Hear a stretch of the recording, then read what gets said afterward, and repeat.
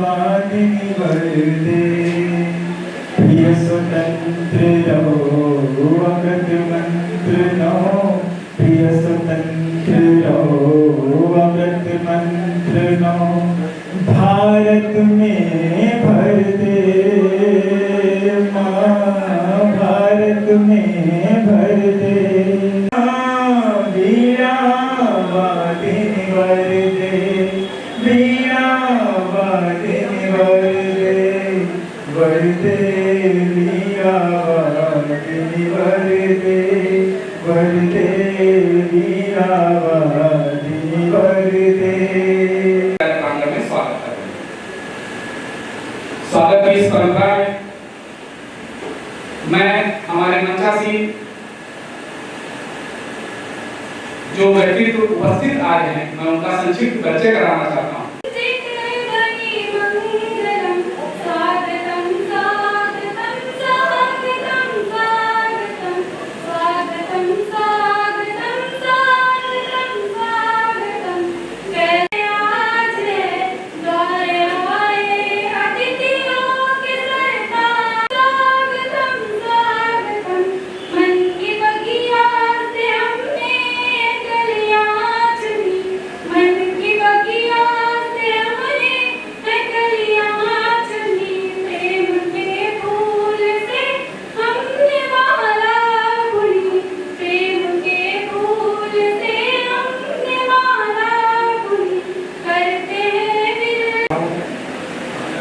आज जो अभिमुखीकरण है ये आपको बताते हुए मुझे हर्ष है कि महाविद्यालय में ये कार्यक्रम विगत 1.5 दशक से भी ऊपर से चल रहा है और ये कार्यक्रम इसलिए महत्वपूर्ण हो गया।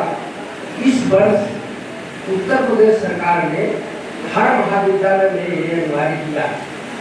अभी तक कोई ऐसा महाविद्यालय था जो ओरिएंटेशन प्रोग्राम का निरीक्षण करता था। पहली बार सरकार का निर्देश मिला है तो कुछ खाना पूर्ति करते हैं, कुछ इसको विधिवत करते हैं।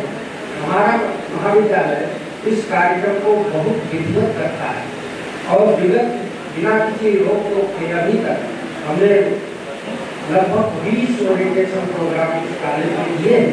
क्या आप इस संस्था को जाने, संस्था के महत्व को जाने, विद्या आप आरंभ करने जा रहे हैं महाविद्यालय में तो उसके गौरव को जानते हुए आप अच्छे से पढ़ाई करें। अब जैसा कि पहले वक्त की पढ़ाई में बहुत अंतर है, सोशल लाइफ में बहुत अंतर है, जॉब चैलेंज है, इतनी पॉपुलेशन है। हम लोग क्या करते हैं कि हमने एमए बीएड सब कर लिया, नौकरी नहीं मिलती है। तो जो एक समस्या आ रही है हमारे यहाँ क्वालिटी एजुकेशन, एक बहुत बड़ी समस्या है। इतने सारे बीटेक कॉलेजेस खुल गए, आप हर 10 लड़के में से एक लड़का जो है बीटेक किया हुआ है, लेकिन जॉब नहीं है। जॉब क्या हुई? 10,000 आप 10 लाख 20 लाख रुपये फीस दे करके पढ़ते हैं और 10,000 की नौकरी मिलती है। वहीं पर एक सिंपल सा बीए पढ़ के लड़का निकलता है और आईएएस क्वालिफाई करता है, डीएम बनता है, कलेक्टर बनता है, मिनिस्टर करता है, एसडीएम बनता है, सिंपल ग्रेजुएशन की डिग्री लेकर।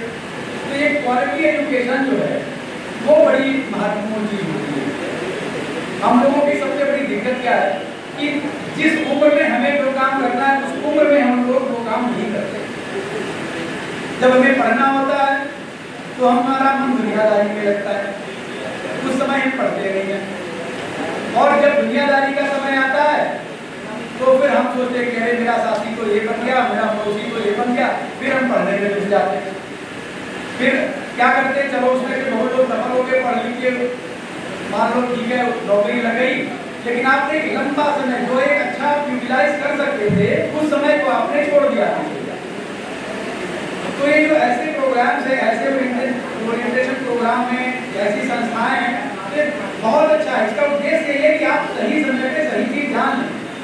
अब अगर आपको आप अभी से क्लेरिफाई कर लें कि हमको क्या बनना है, में डॉक्टर बनना है, आईएएस बनना है, बढ़िया सा टेक्नोक्रेट बनना है, आप अभी से क्लासिफाई कर जाइए और उसी दिशा में आगे बढ़ते जाइए। तो मुझे लगता है कि 4-5 साल में आपका डायरेक्शन तय हो जाएगा और एक जो आप चाहते हैं अच्छे अपने मुकाम पे पहुंच जाएंगे।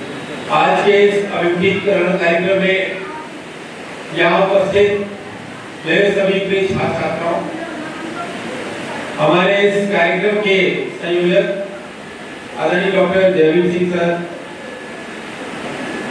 यहाँ सभागार में उपस्थित हमारे सभी विभाग प्रभारी, सभी प्रोफेसर और सम्मानित मीडिया कर्मी जो इस महाविद्यालय के प्रयासों को जन जन तक पहुंचाते हैं।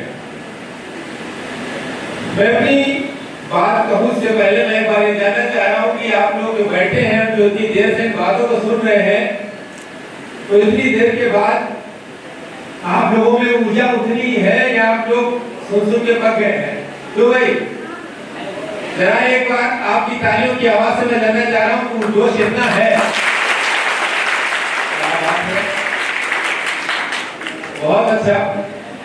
देखिए, मैंने विनोबा भावे जी का एक कथन पढ़ा था और मैंने जीवन भर अच्छी चीज जो भी पढ़ता हूँ कोशिश करता हूँ उसको फॉलो करूँ।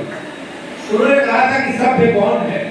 तो उन्होंने कहा जिसे सभा में बैठना आता है वही सभ्य है। सभ्य कौन है? जिसे सभा में बैठना आता है। और सभा में बैठने का पहला नियम यह है कि सभा के बीच से उठा नहीं जाता। सभा और भीड़ का यही फर्क होता है। तो सभा किसी विशेष उद्देश्य के लिए की जाती है और जब तक सभा का उद्देश्य पूर्ण न हो जाए, चाहे वो राज्यसभा हो, चाहे वो लोकसभा हो, चाहे वो महाविद्यालय की सभा हो, तो पहले तो एक बेसिक चीज लाइफ की सीख लीजिए। और हम उस देश के निवासी हैं जहां हमें शरीर से भी मजबूत होना पड़ेगा और कर्म से भी मजबूत होना पड़ेगा। आपके शरीर में इतनी ताकत भी होनी चाहिए कि आप 4 घंटे धूप में भी काम कर सकें। आपके मन और मस्तिष्क में इतनी ताकत होनी चाहिए कि आप 8 घंटे सीट पर बैठ के काम कर सकें। आप अधिकारी बनेंगे तो क्या आप 2 घंटे में भाग जाएंगे? आपको फील्ड में जाना पड़ेगा, चाहे आप तहसीलदार बने, चाहे आप एसडीएम बने, आप हर समय अपने ऑफिस में बैठ के काम नहीं कर सकते। तो आपको अपने आप को शरीर से और मस्तिष्क से दोनों तरह से इतना मजबूत बनाना होगा। आरएमपी महाविद्यालय इस जिले का सबसे पुराना प्राचीन महाविद्यालय है और जिसके लिए हम गौरव करते हैं। जो हमें आज इस जिले में सबसे ज्यादा डिग्री कॉलेज खुल गए हैं, या आप सब जान रहे हैं। बड़ी बड़ी बिल्डिंगें खड़ी हो गई हैं, बड़े बड़े नाम के प्रचार के बैनर, पोस्टर, होर्डिंग लगे हैं। लेकिन एक चीज मैं आपको बता दूं कि जो कहावत है ना, नया 9 दिन और पुराना 100 दिन, तो हम कि 50 साल से अधिक के महाविद्यालय अगर स्थापित है तो उसका कारण यह है कि इस महाविद्यालय की अपने विशिष्ट पढ़ाने की एक तरीका है, बच्चों को गाइड करने का एक विशिष्ट पैटर्न है। हम आपको सिर्फ डिग्री नहीं देते हैं। आप कॉलेज की वेबसाइट पर देखिएगा, ऊपर पट्टी चल रही है, कितने हमारे छात्र आईएएस, आईपीएस, आईआरएस से लेकर न्यायाधीश तक हो गए। पुलिस और आर्मी में तो कितने जाते हैं, उनकी गिनती भी नहीं करते। तो एक ऐसा महाविद्यालय है जो यहाँ 3 साल पढ़ गया, फाइनल ईयर से निकलने पर कम से कम इतनी क्षमता लेके जरूर जाता है, चाहे वो लड़का हो या लड़की हो, कि आप समाज में किसी न किसी नौकरी पद के लायक अपना विकास कर लेते हैं। लेकिन सबसे बड़ी जरूरत जो आज है वो ये है कि आपको नया पैटर्न आ गया है पढ़ाई का, इस पैटर्न को समझना है।